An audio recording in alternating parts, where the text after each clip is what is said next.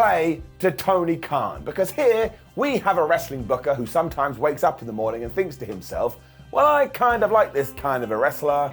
Let's put him on the show. Don't forget what that means to the performer as well. Even if you did turn up and you got booed out of the place, you could still skip home that night going, wow, I featured on All Elite Wrestling.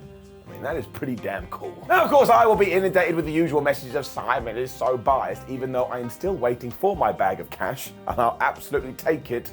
But yeah, here are the 10 most random AEW appearances. Number 10, AKIYAMA. So this will make you warm and fuzzy in your tum-tum, because basically, Eddie Kingston's hero was AKIYAMA. So Tony Khan, once again, like we said in the intro, went, well, I like you, Eddie. You've done a great job for me, so I will go and get this guy, and you two can have a match. And let's not forget, this is the ex-head booker and president of All Japan, who came up with so many damn moves that a lot of them are still being used today. So it's not some random so-and-so as the internet likes to pretend it is. This was a damn big deal. For Kingston though, it was a massive inspiration, so Tony Khan did get on the phone, and not only did they have their match at Full Gear, we even had a mini build to it. The match itself was great too, but as soon as it was done, that was it. It was over. I suppose AKIYAMA went back to Japan and no one ever mentioned his name again. And that's why it's so damn random. If you had taken a few weeks off TV, you wouldn't even know this happened. It really does sum up wrestling though, because for Eddie, he will never forget this until the day that he dies.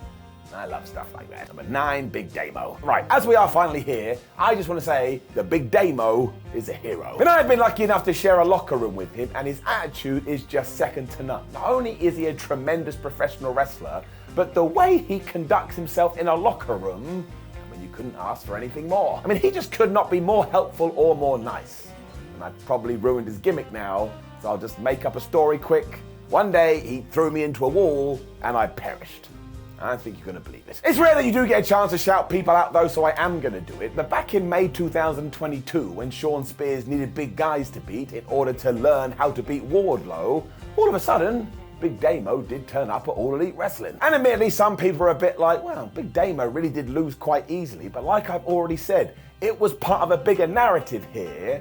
Big Damo just understood this, so he came in and he did what he had to do. So I do suppose on one hand it is a little bit of a shame, because the former Killian Dane would be an absolute asset to any promotion, but you've got to look at wrestling in the right context. In terms of what we were trying to do, he was a huge asset, both figuratively and literally. Because I tell you, he is not a small dude. Number 8, Juice Robinson. Now do not forget that Juice is signed to AEW, and I didn't really get this one, although thankfully on a recent Rampage it did start to make a bit more sense. But he was just randomly announced for the 28th of September 2022 Dynamite, and that he was going to be taking on Jon Moxley in a world title eliminator match. He absolutely held his own in that, because he is really damn talented. And again, we finally got to 2023 and he was on Rampage taking on Darby Allin for the TNT Championship. So hopefully he hangs around this time, because listen to the space in those dates. I know he was doing a few things on AEW Dark. Sometimes that just doesn't count. What I think really confused people at the time is that nobody knew whether Robinson was actually going to re-sign with New Japan or not. And then we did see this, and then we got the graphic on Twitter. So everyone was like, oh, okay, well, I guess he's in America now. He will be such an asset to the roster though when he finally does get going, because again, just go and check out all of his work. The dude always hits it. Number 7, Samurai del Sol. Or the former Callisto. This one was really strange. Because while most entries on this list can be linked to someone who is employed by AEW, Samurai just turned up, he had a match, and then we didn't see him again. But on the 3rd of November 2021 Dynamite, he and Aerostar did challenge FTR for the AAA Tag Team titles. Now this was okay, but it's also only fair to say, I don't think Aero was having that good of an evening. Samurai did look alright to his credit though, and this was his first appearance since leaving WWE. But again, we have no idea where he is now. It's like ships passing in the night. I assume the door is still open though. That means nothing when it comes to AEW. That damn forbidden thing never closes. Number 6, the Motor City Machine Guns. Are the Motor City Machine Guns the most underappreciated talent of this generation? I am saying yes. Somehow they've been doing this for 2 decades, and yet they're still really good. And every single time Alex Shelley and Chris Sabin step into a ring, they just know what to do. Trust me, they've inspired everyone. It's why when they were announced for All Out to take on FTR and Wardlow, everybody was excited. And while they kind of did get their asses kicked here, as I've already told you, they totally understood their job and they never dropped the ball. It did kind of feel like we were going to get around to it at some stage, and yet as of January 2023 we haven't, but once again, you got to bring Tony Khan back in. He was brought up on this kind of wrestling, so I bet he just thought it would be cool to see the Motor City Machine Guns in an AEW ring. And I totally agree with that. It really, really was. Number 5, Johnny Elite. So time for more gushing by me, because whether you call him John Morrison, Johnny Elite, Johnny Nitro, or pick a name of your choosing, he is another guy that I've been very lucky to share a locker room with, and he's just such a dude. He also goes out of his way to try help as many people as he possibly can, and also I know sometimes he watches some of these videos, so he's alright by me. It did all occur when we needed a mystery opponent in the Owen Hart tournament though, and while over on the female side it was Toni Storm, who of course went on to get a contract, on the men's side it was Johnny Elite, and he took on Samoa Joe, and he lost, and I don't know where he went. Now he did return for a couple of appearances where he beat Mark Quinn of Private Party and lost to Miro, but you kind of think this would be one of the guys that AEW would want to sign. As of right now, that doesn't look likely. I would like to see more of him though if there is happiness on each side, because don't forget, John has been doing this for ages. He's basically today a legend. Number 4, Ariane Andrews. So not in a million years did anyone see this coming. Happening in 2020 when the pandemic was kicking everybody's ass, I just think AEW was like, well, our roster is a bit depleted now, so why don't we offer out as many opportunities as possible, and that was cool. I mean, we saw it with the likes of Pineapple Pete, Alan Angels, Cassandra Golden, and then one day, Ariane Andrews just turned up to TV. What? Now there was nothing wrong with this, and she teamed up with Nyla Rose in that women's tag team tournament we were doing, but nobody had really seen her since she left WWE in 2016. I mean, I don't want to be that guy, but I didn't even know she was still wrestling. So the big question is how this came together, and if you do wind it forward 2 years, she was also a random entrant in the Raw Rumble.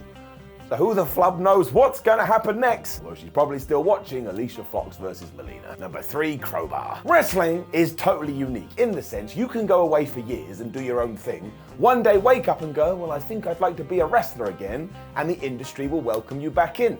You can't do this if you're an American football or soccer player. Once you get too old, you're out. Crowbar absolutely fits into this though, because he was around when WCW was still alive, and as of 2022, not only was he part of the Ric Flair's last match card, but he also went out there and fought Matt Hardy.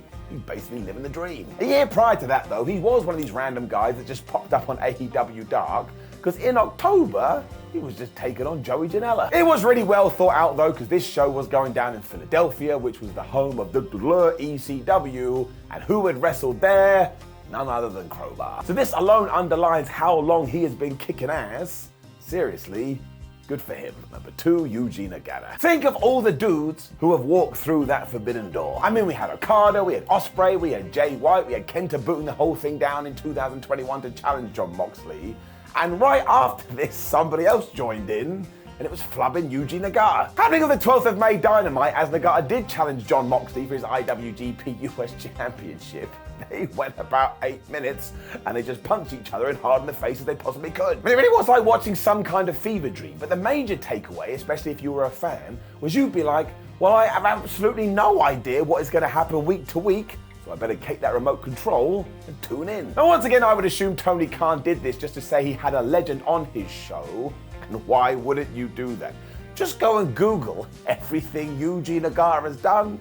This was absolutely nuts. Number 1, Satoshi Kojima. And much like Nagata too, Kojima is a guy that's been around for ages. A 2-time IWGP champion, he basically decided that he wanted to wrestle Jon Moxley 2 weeks before his 51st birthday, so it went down in 2021. It was also on the All Out pay-per-view, which made it an even bigger deal, because AEW always treats that like one of its big guns. It was the show when CM Punk made his proper debut, so the fact you had Kojima on it as well, it was like we were trying to be one thing to everyone. Do not forget as well, this show ended with the arrival of Bryan Danielson and Adam Cole, which sent everybody crazy. So don't think that this was all random. Everyone knew what they had in their hand. Minoru Suzuki also decided that he wanted to be on that damn pay-per-view.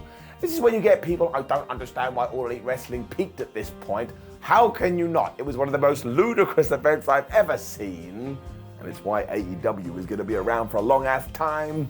They just get it. If you know any other random appearances we had in AEW, make sure you let us know in the comments below, and don't forget to like the video, share the video, and subscribe, because it's YouTube and you've got to do it. Then please do go to whatculture.com, where you can read some articles like this in your eyes. Make sure you follow us on social media, WhatCulture, WWE, and Miller316. There's other videos. We want you to watch them. Otherwise, what the hell's going on? My name is Simon for What Culture. Thank you for tuning in. As always, I'll see you soon.